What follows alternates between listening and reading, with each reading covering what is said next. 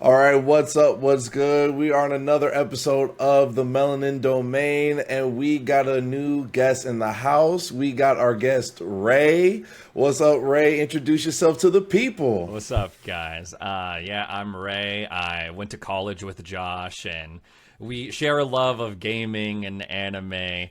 I feel like a lot of people, I grew up watching Toonami and watching DBZ and those anime blocks and thinking like, holy shit, this ain't like your standard cartoon, right? And ever since then, I've had a passion for anime. I will admit I kind of fell off a little bit like in the middle school era. I didn't really fall off because I was just like hiding it more, because back then Right. it was like, you get caught talking about Naruto. It was over. It was over, man. It was over. You getting beat up. And I was a textbook kind of like follower. I cared a lot about what people thought back then, or like, I wanted to be cool and fit in. So I just kind of kept it on the DL. But yeah, now it's like a whole thing now. Like people wearing anime shirts, people putting otaku stickers on their car, and like it's mainstream now. But yeah, that's kind of what I'm about and my journey Awesome. with anime. Awesome. Glad to have you here, man. And he's going to join us for our topic today. And the topic is, what themes and tropes are you tired of seeing in anime? And we have a good list here, y'all. Ray, start us off, man, since you're our guest. Yeah, I've been thinking about this a lot lately, and it all started when I watched Mushoku Tensei Jobless Reincarnation in Another World. I was told that it was the best isekai out right now, like new age isekai. And I was like, okay, let me check this out. I've watched some of the other isekai, RE0, what are some, like Sword Art Online, like some of the more popular ones, Overlord. Yeah. And so I was like, okay, I'm going to check this out because like RE0, good show, but it wasn't like hooking me, right? So I wanted something to like hook me. And Mushoku Tensei, I will say, I was really enjoying, but there are just certain things about it that I'm like, why is that? But like, it's a common kind of trope, right? Like, Right. So have you watched it, Josh? I have not watched it yet. It's on my list. It It's on my functions list. a lot like isekai that you've probably seen. Die, get transferred over to a fantasy world. There's magic. There's like hot elf chicks, like stuff like that.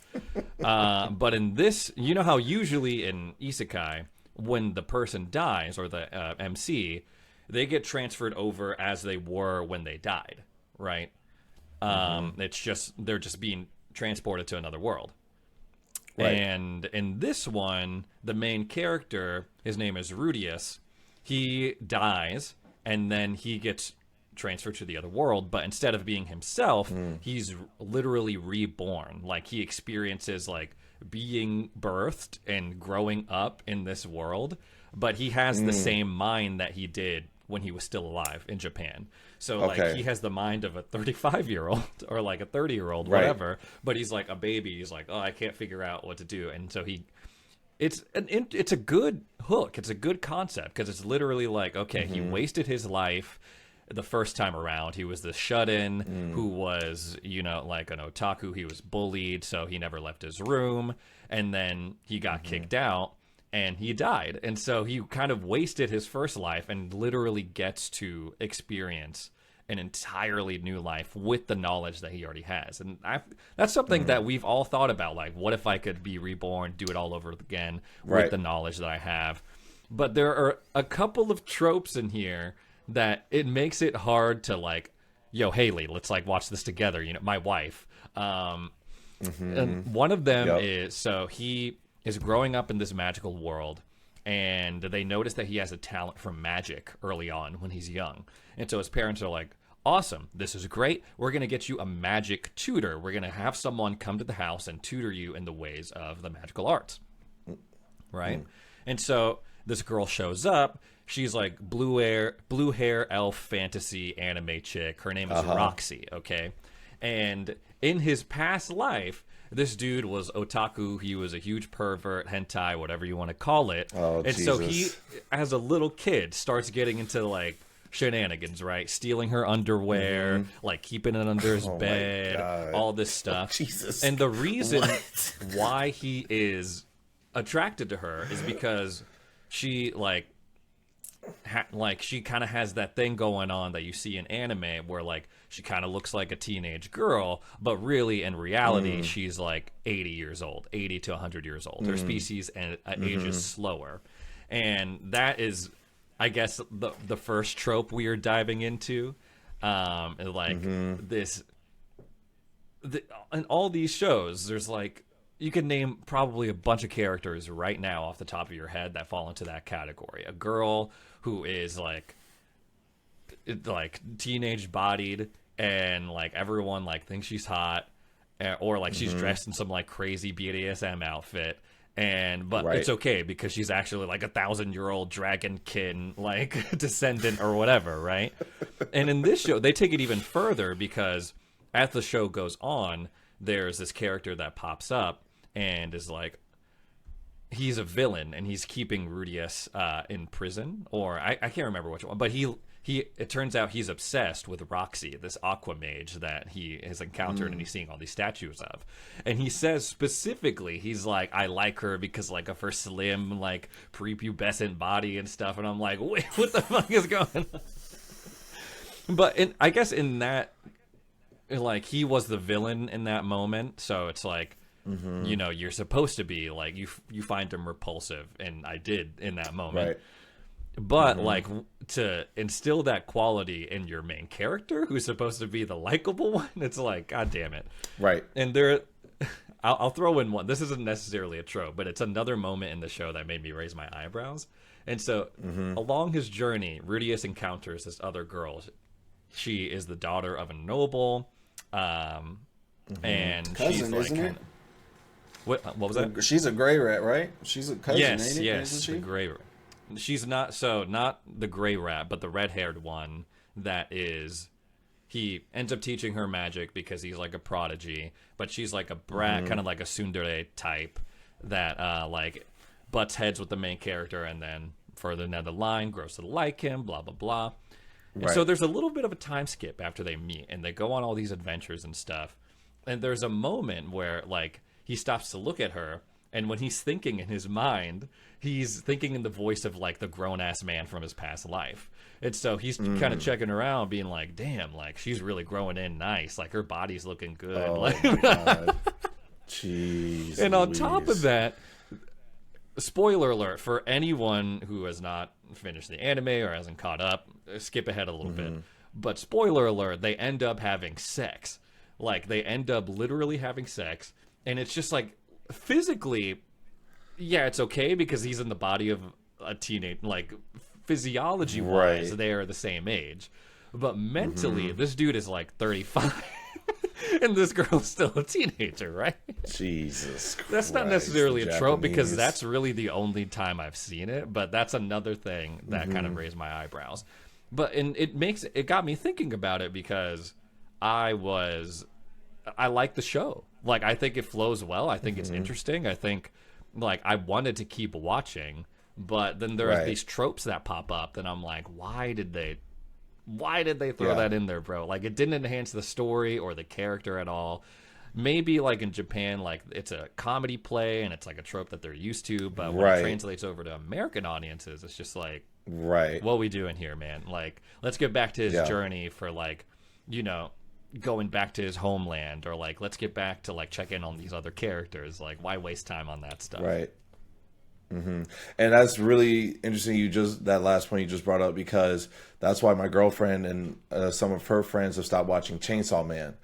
And because, like, the first thing he's trying to touch a boob, and the boob is of a girl, but the girl's actually a demon or a devil. And I finished watching it. They didn't, but I kept reading the manga, and I was like, the manga doesn't make it as grotesque or as abrupt as they do in the anime. So I was like, you got to keep watching. You got to keep getting into it. And they're like, no, we can't do it. I And would totally say, understand. because, like, I think that is an interesting twist on, like, another trope, which is, like, the main character's goal, right? Like, these other main characters, They have they want to be the strongest. They want to be Hokage. They want to be the Wizard King. They want to be the best. They want to get everyone to acknowledge them. And what I think Right. is interesting about what you're talking about, Josh, is that here we have a main character whose life sucks so bad Big time. that all he wants in life is to feel the touch of a woman, like, and experience Right. that before he dies. So yeah, I Right. mean, I can understand in a way, but to me, that's what Yeah. makes it interesting, I guess. And that's like a very teenage And I will- boy thing to do, right? Like, you want to touch a boob, Right. Well, that's it, you know? Right. And I'll get on to Davey's point, but my last point on this topic is that I wonder, like, what is the culture of Japan around that? I would love to ask someone native of Japan and like who has grown up watching this and being in that culture and be like, and ask them questions like, why is this a thing? I mean, we do the same thing, but in different ways, sexualizing characters or actresses or actors or wherever the case may be. I'm just very curious, and maybe in an episode we can get someone on the pod, we can ask those questions. Yeah. But we're going to segue over to Davey on the line of talking about isekai. Tell me your take, my boy. Oh man, just the whole isekai genre as a whole, you know what I'm saying? Everybody always thinks about, I mean, even if it wasn't anime, it was Power Rangers or something like that growing up. It was like, if I could have something and I can just put a suit on and, you know, do all this crazy stuff and save the world, you know, but you have the overplayed isekais. And granted, there's some, like the time I was reincarnated as a slime. It's a gem amongst animes and isekais, but like those long ass titles, like the one we talked about a while back, the, you know, time I was reincarnated as a vending machine, or Right.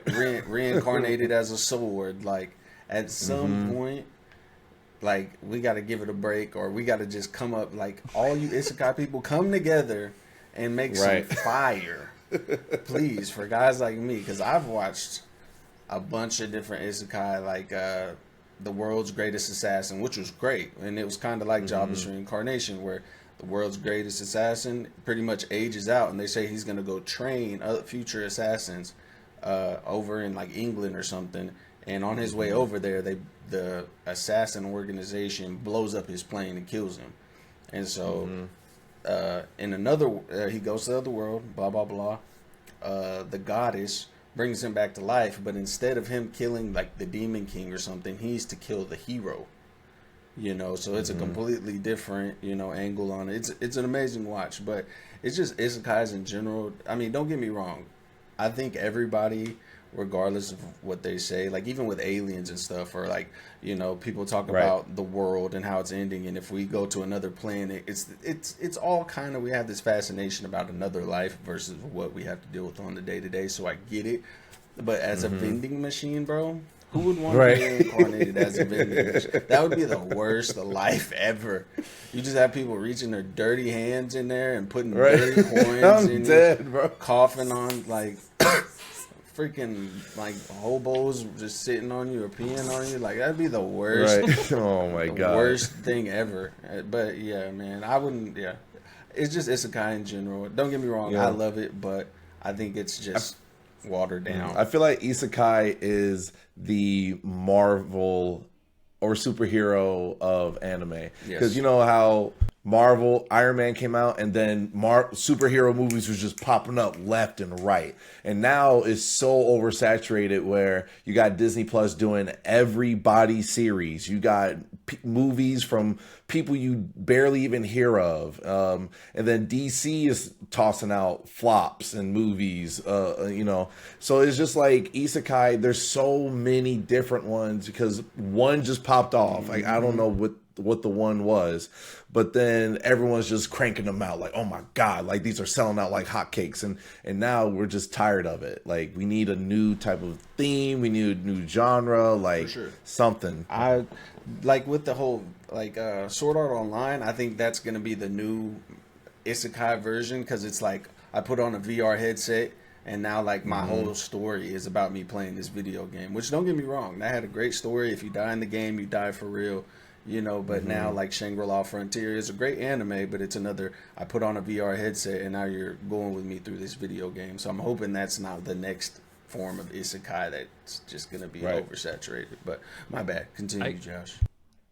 I guess like Sword Art Online was my first isekai. I feel like that came out when we were in college. I remember watching it at that time, and it was relatively new. And yeah, it was like a great premise because, you know, as someone who plays a lot of video games and stuff, it's like that classic: you die in the game, you die in real life, or you die in the dream, you die in real life. So it's like a great formula, but then they've wasted time on like stupid stuff, right? Like the harem stuff, which is like another trope, and like oh, his sister wants to bang him, and like oh, you know, he's like yeah, like I couldn't even tell you what like the resolution of that show was. But yeah, I feel like the goofier now they're trying, like they're just swinging for the fences, right? Like oh, like let's do a vending machine isekai, right? Because yeah, exactly, they're like, just throwing shit at the wall at this point. And sometimes it works. I feel like they're like some of the goofy isekais, I feel, you know, they're still pretty good. Konosuba comes to mind, and it has like all of the regular isekai tropes, but it's actually really funny in my opinion. It's like a good satire, I guess, of the genre. And also one more. So you got Konosuba, and I just finished watching Uncle from Another World on Netflix. Oh, snap. Yeah. Okay. And at first I was like, what's going on here? But then I kept watching and I was like, oh, I'm actually like pretty entertained. It's not like the deepest you're ever, but it's entertaining and it moves along at a good pace. Yeah. Yeah. All right. Well, we're going to go to the last, for me, the last trope that I think is really overplayed. It's the weak character becomes the strongest character in the show. For instance, like Solo Leveling, and I'm not hating on any of these. I'm just really tired of seeing it happen. But Solo Leveling, you know, he's the weakest. He's rank E out of all the hunters, and it goes from E to S. And now he's becoming crazier right now. He's like he's like A rank, maybe S rank. We have no idea where he's at. He's just insane. Blue Lock. It's a soccer anime, and he's the MC is in the worst group of soccer players in this competition, but it kind of is turning out maybe he's not so bad. Maybe he's like really up there with like the top 3. And then Demon Slayer, you know, he sells coal. And then his family dies, and now all of a sudden he's one of the best swordsmen they've ever seen. Hashira level at this point, learning every style from his friends, and then he's adopting it into his own, and that's just crazy. And then my last one that comes to mind is the wrong way to use healing magic. You know, he gets sucked into this world. It's almost on the borderline isekai, but he gets sucked up into this world with the 2 most popular people in school. He's kind of a nobody. And then it turns out that he could use healing magic, and he's pretty damn good at using this healing magic. And he might turn out to be one of the craziest characters that they've encountered in this world, the way he uses his magical powers. Oh, sorry. And the last one actually is my hero, because Midoriya literally doesn't have any quirk. And now he teams up with the greatest hero of all time, gives him one for all, and then boom, it's his story on how he becomes the greatest hero of all time. And it's just really played out.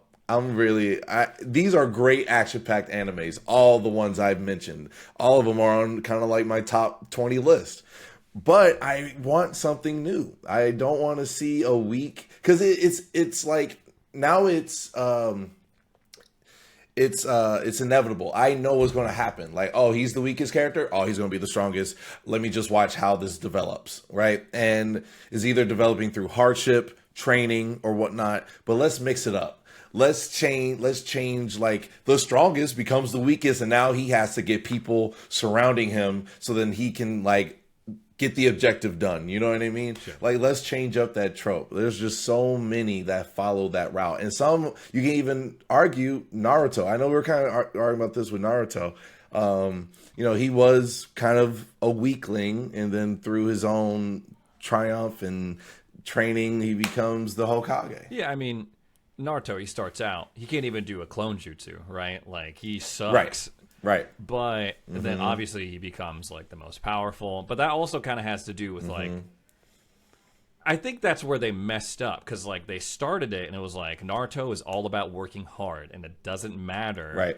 you know, what you're born into. It doesn't matter if you're an orphan like Naruto, or if you're like born naturally gifted like Neji or Sasuke.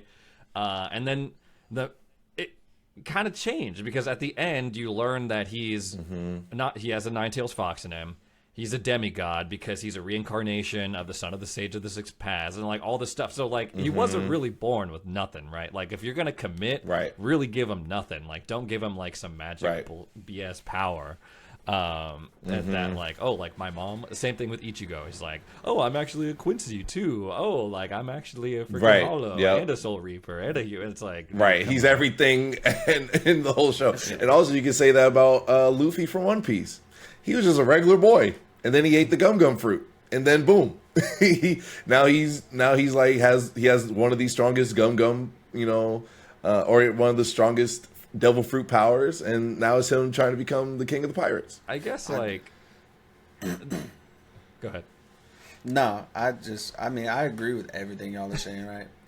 But I be damned if I'm watching CIA Anime Miami or Law and Anime Order. I won't. I refuse. I'm here for whatever these guys are saying, and I That's agree. hilarious. But I be damned before I'm watching one of those, what is it called, when they go by Storage Wars animes. I'm not doing it.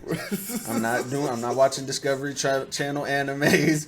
Y'all better give me what I need, because that's all I have to look forward to, or I'd watch the real thing on TV. But yeah, I that's guess it. like That's hilarious. out of all the tropes that we've discussed so far, this is the least offensive, right? Because at the end of the day, Right. a lot of these weak to strong revolve around keep working hard, keep pushing yourself. Midoriya, like if you just keep working at it. Rock Lee, also from Naruto, like if you just keep grinding day in, day out, never give up. You may not see immediate results, but one day you're going to wake up and you're going to be the strongest. You're going to be excellent. And so, I get like, it's something that we see in a lot, but out of all of the things that like go on in anime that are these tropes, I would say this is the least offensive to me. Yeah, totally. And to kind of tail off at the end of our episode, we want to just do some honorable mentions of some themes that we kind of like want to highlight that could be overplayed, but not the most as the ones we said before. Ray, which ones were your honorable mention? Okay, I'm going to throw in the incest trope. Brother and sister, questionable relationship. Do they like each other romantically, or do they not? Like, what's going on? Have y'all watched Spy Family? Caught up with Spy Family? Yes. Okay. I've not caught up with Spy not Family, caught but up. I know who the characters you're talking about. Yeah. So Yeah, the brother obviously- of Yor. Yeah, with the show centers around Lloyd and Yor, and then Anya. They're the little fake family in order for Lloyd to go on and complete his mission, whatever.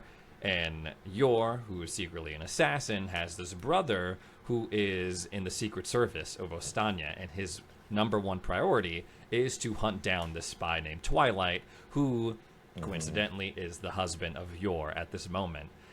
Amazing hook, right? Like, it's amazing setup. Like, we got the world's greatest spy with a super important mission, and oh, what's this? His wife's brother is his biggest enemy? Like, that is a fantastic kind of story setup, and just endless amounts of possibilities that can happen.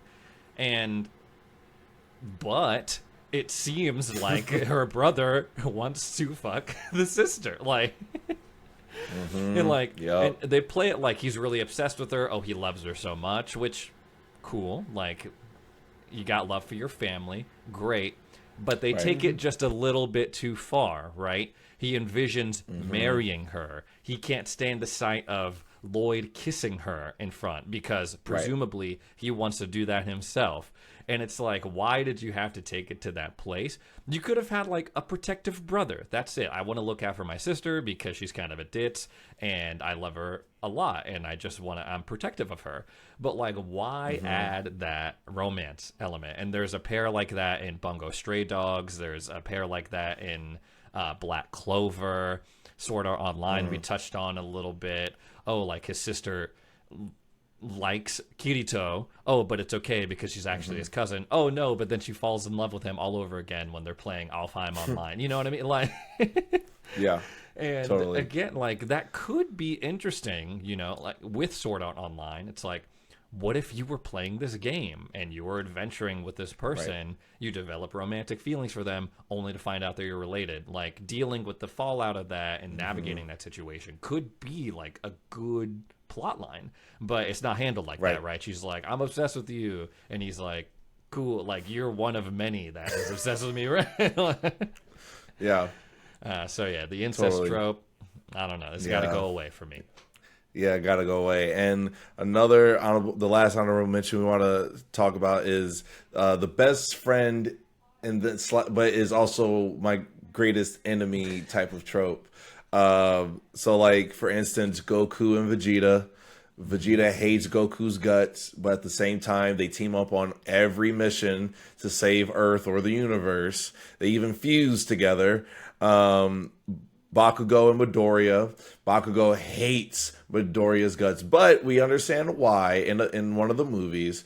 And then they do something crazy together. You haven't seen the movies? I highly recommend. I'm not going to spoil it in this episode, but I highly recommend watching those My Hero movies. Please do yourself a favor. Crazy. But yeah, like that relationship, and then Gojo and Geto, where they're best friends. Oh my god, I'll die for this dude. And then all of a sudden, now they're enemies. But if you haven't watched Jujutsu Kaisen or have seen the movie, I highly recommend so you can get context on that. Yeah. But I'm gonna drop it there. Wait, hold on. Again, Naruto Sasuke? Can't forget that. No. Oh right, Naruto Sasuke, one of the biggest ones. How did I forget? Absolutely, Naruto Sasuke. Where I was at some point said, forget Sasuke, man. Forget you do not need to keep doing this to yourself. It reminded me of my freshman year of high school chasing somebody that didn't reciprocate. It was just like, stop it's personal doing now. it. Yeah. Stop doing it. I'm just gonna lay it out there. I've been there. Stop doing it, Naruto. Also, shout out to all the people that I'm not gonna say enjoy, but you know, we've all had the harem fantasy in our brains. Shout out to the harem groups. We all had that thought in high school. They're all keeping them alive. We all just grew up, and now all of us have one woman. But you know, if you know, you know. You know. And on that note, yo, Ray, appreciate you being here, man. It was such a great time having you on the episode. I hope we can see you again here on the Melanin Domain. And also make sure you check out Xbox Ready for this guy over here on this channel. I'll link it below. And we'll see you guys on the next episode. Peace. Peace.